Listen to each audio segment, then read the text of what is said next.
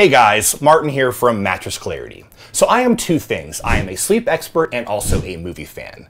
And a lot of movies feature dreams and dream sequences. These are usually pretty cool, but they're not always the most accurate when it comes to how dreams really work. A lot of you send in clips of dream sequences in movies. I'm going to put on my sleep expert hat and see just how accurate they really are in this segment of Martin's Hot Takes. Okay, good first pick. Inception, awesome movie. And probably the coolest scene in the movie. Even Jogo is not too annoying here. That's definitely a plus. Okay, so first off, the basic idea of dream sharing and dream infiltration in Inception. And based on all my research and reading, this is not possible as of yet. But the basic conceit here is we have these multiple levels of dreams, right? So people realize they're dreaming, they're in different levels of this person's dream. Now, it's not going to happen the way it happens in Inception, obviously, but it does relate to the way that lucid dreaming works, and you realize that you are dreaming. This happens in what's called a hybrid brain state between non-REM sleep and REM sleep, or between waking and REM sleep. It's also a time when people have sleep paralysis and other issues like that. So there is some science to talk about lucid dreaming, and it kind of relates to what we're seeing in this movie. Also, this makes me think of some recent studies with regard to communicating with people while they are lucid dreaming. And some studies have shown that you can actually communicate with a person while they're in this state. You can ask them questions, they can respond with twitches of their face or twitches of their eyes.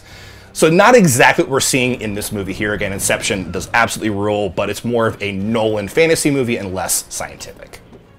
Okay, well, I'm definitely happy here. We got Nightmare on Elm Street from 1984. My boy Freddy. Let's just sit back and enjoy the scene for a second. Okay, yeah.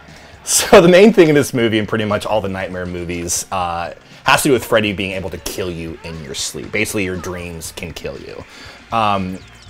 You can definitely die in your sleep. There's research, not even research needed, you can die in your sleep. But with regard to dreams being the real reason that people are passing away, this kind of relates to an article I was reading about Wes Craven, the director of this movie, and where he got the idea for the movie.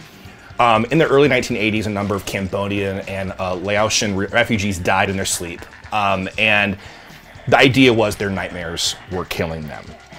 At the time, there were articles about this, and that was the consensus. But as more kind of time went on, they realized that a lot of these people probably had Brugada syndrome. I think I'm pronouncing that right.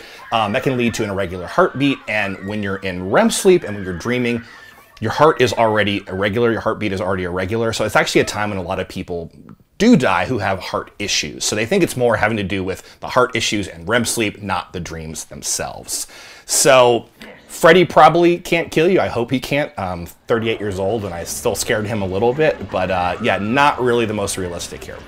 Okay, I thought we'd see this one today. We've got Wizard of Oz, a classic. There's no place like home. There's no place like home. Yeah, so in this scene, this is the end of the movie. Dorothy's waking up from her time in the Land of Oz, seeing the Tin Man, the Lion, and the Scarecrow in their daytime forms as people who work on her aunt and uncle's farm. This is a pretty fantastical movie for those of you who have seen it, but it isn't too far off from how dreams work, where studies show that most of the time when you're dreaming about a person, it is someone you know from your real life. It's definitely someone you recognize. So this definitely lines up with Wizard of Oz. I love this scene. Yeah, also science has shown that dreams are a way that we consolidate our memories. So we're pulling experiences from our day, and it's going to help consolidate those memories. Also, always good to see the great Judy Garland. But yeah, actually, for a crazy movie like Wizard of Oz, pretty accurate to how dreams work. Oh, yes. Sorry to the other clips. This is definitely my favorite clip that I've seen today. We've got Twin Peaks here. David Lynch, if you're watching, I love you. But that's beside the point. So we got the scene here in the Red Room. This is when Agent Dale Cooper is dreaming. The characters are talking backwards. I love the way they're able to do this. That makes sense. Speaking and reading can be very difficult when you're dreaming, so this definitely lines up. And yeah, Lynch's films, they also have their own dream logic, so that definitely lines up in terms of how we take what we see in the day and work it out in our dreams. And what's cool about this show, too, in the Fire Walk With Me movie is Agent Dale Cooper uses his dreams to solve the mystery of Laura Palmer's murder. And this isn't, you know, completely proven by by dream research, but some research has shown that if you think about a problem before you go to bed, this also lines up with lucid dreaming we were talking about earlier. If you think about that problem before you go to bed, you can work it out while you're dreaming. The idea of sleeping on it is a real thing. So this is a crazy clip. Definitely more to talk about at some point about the dream logic of David Lynch, but definitely not too far off in terms of how dreams work. Okay, we got time for one more here. Oh yes, it's Arnold. This guy spoke at my graduation from grad school. It was pretty much the greatest day of my life. Also, Arnold, if you're watching, that'd be really cool if you were, but I don't think you are. Yeah, so Total Recall here. A big issue in this film, or a big problem the character has, is he's not sure if he's dreaming or awake. In this scene, his wife, the great Sharon Stone, or she could be an evil agent, and this doctor or evil doctor, they're trying to convince him that he is actually asleep, and this is all a dream. They're trying to help wake him up.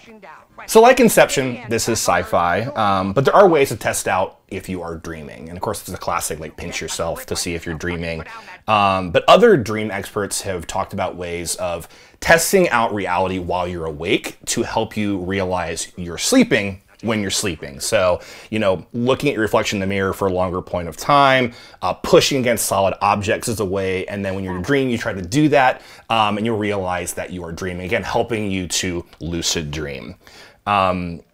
Yeah, in this film, I love the ending. I'm not really sure if he's asleep or still dreaming. I love the quote. He goes, "I just had a terrible thought. What if this is all a dream?" And, you know, Arnold, I think we all wonder that every day. To quote the great Orson Welles, cinema is a ribbon of dream. I do not know how that applies to what we're talking about here today, but I think it's a pretty cool quote. This is a lot of fun for me. I hope it was fun for you as well. If you have more clips that deal with beds, mattresses, bedrooms, sleep, or dreams, definitely send them my way. Leave them in the comments below.